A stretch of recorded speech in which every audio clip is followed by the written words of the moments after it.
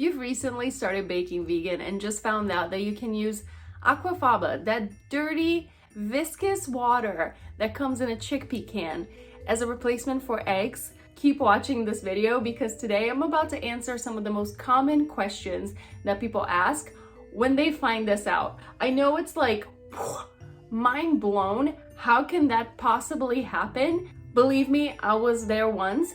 Now I own a professional vegan bakery and I share in this channel my best tips, recipes, and hacks for vegan baking. So if you're into that, make sure you subscribe so you get notified every time a new video comes out. And today we're talking AQUAFABA. Are you ready? Let's do this. So here are the questions that I'm covering in today's video. 1, what does that taste like? Does it affect the taste of your bakes? 2, how does it work? How do you get that water from a chickpea can and turn it into meringue or an egg replacement or anything related to a bake? 3, do you have to use it from a can or can you use the water that you used from making beans at home? 4, can you save it for use at another time? 5, is there a specific temperature or way to use AQUAFABA that makes it work best? And 6, what can you actually use AQUAFABA for when it comes to vegan baking? If any of those are a question that you have when it comes to AQUAFABA and vegan baking, you're in the right place. Let's get started. Number 1, how does it taste? Well, if you open a can of chickpeas and you've looked what that water looks like, it's not pretty. It's kind of viscous, it's kind of like dirty almost. It looks kind of grayish and it smells very funky. I understand your concern that it might taste or smell funky in your bakes, but somehow, magically, that smell just disappears and it doesn't taste funny at all. When you use AQUAFABA in a recipe, all of that kind of disappears. I don't know how, it just happens, but taste and smell are not a problem when it comes to AQUAFABA in a vegan recipe. Number 2, how does it work? Okay, so AQUAFABA, as I've said before, is that water in a chickpea can. So the way that it works is that you're using usually as an egg replacement, especially for egg whites. So the same way that you would get an egg white, put it in a mixer and whisk it in order to give it structure to a cake or to make meringue. That's the same thing that you're going to get with the AQUAFABA. It's going to create that kind of foamy reaction that builds structure to a bake. Once you put it in a mixer and you start whisking it, the whisk is helping incorporate air into that water mixture, and then somehow, I don't know how exactly it happens. Most importantly, I have no idea how the first person that figured this out.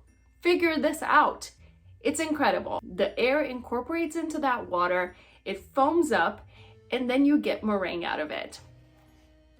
But the thing is, it doesn't happen easily. So if you're going to do it, you're gonna need a KitchenAid or some kind of mixer because it takes a little bit of time. For a mousse recipe, for example, it takes 15 minutes.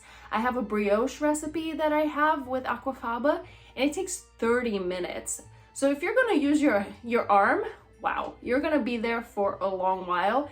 And I'm not completely convinced that you could actually get that result. So I would say in order to use AQUAFABA in a recipe, you're going to need a mixer.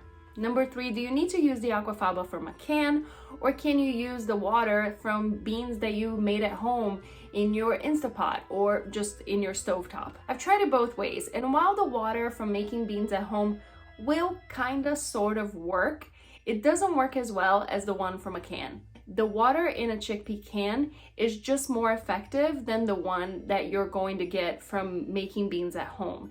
It seems to be a more concentrated form of AQUAFABA and it just works better when it comes to your baking recipes. Now, can you use it at another time? So you open a can of chickpeas because you wanted some hummus or something, or you wanted chickpeas in your salad, but you're not really in the mood to go baking right now. Can you save that AQUAFABA for later use at a different time? The answer is yes. I've done that several times. Just put that AQUAFABA in a bowl and then just cover it with plastic wrap or put it in a container with a lid. Just make sure that it's closed so that, you know, in the fridge, it doesn't absorb all the smells that are in the fridge if you leave it open. So put it in a closed container in your fridge and you can leave it there, I would say for about up to a week before it starts smelling and not looking so great. Now, is there a certain temperature or a way to use aquafaba that makes it more effective? And that is yes. You need to use aquafaba cold. It's way more effective that way. Either you put your can of chickpeas in the fridge overnight or for at least an hour before you're going to use it. Or I use this little trick if I forget, which happens because life. Put it in the freezer for about 10 minutes. And the way you do it to make it even faster is that you get a paper towel, you get it completely wet, and then you wrap the can in that wet paper towel, because that paper towel is going to get cold first, and then that ice is going to make the can colder. Now, what can you use aquafaba for? Some people use it as an egg replacer for cakes. Personally, I'm not a huge fan. I don't think it works that well, and I don't think you're gonna get the height out of a cake that you would get with something else like baking soda and vinegar, for example. So it's not my favorite egg replacer when it comes to cakes, but I do love it for meringue. It does work super well to making pavlovas. You can use it to make mousse. That's one of my personal favorite recipes, is chocolate mousse with aquafaba. You can make whipped cream. I made double cream a couple years ago, and that lasted a very long time in the fridge. I've also used it to make kind of a marshmallowy top for a s'mores cupcake that I used to do at the bakery, which I also torched and acted just like marshmallows. And I also used it in a brioche recipe that was so soft and pillowy and buttery. It was incredible. It was so good. So there are a ton of recipes that you can make with aquafaba in vegan baking. And if any of these that I just mentioned sound like something you would like to see here on the channel, please let me know in the comments below. I'm happy to make a video for you. Hope this video answered some of your most common questions when it comes to aquafaba. I know it seems like such an unusual thing, but it really does work. Now, if you're just getting started with vegan baking, I'm sure aquafaba is not where your doubts stop, and you have plenty of other questions. Well, I have plenty of videos here on the channel to answer some of those questions. On this one over here, I talk about some of the things that I wish I had known when I was just getting started that really would have made life so much easier. And in this one over here, I share my top tips for really mastering vegan baking and getting better at it. If you like this video, make sure you give it a like and subscribe to the channel. I will see you guys here next time. Until then, stay curious.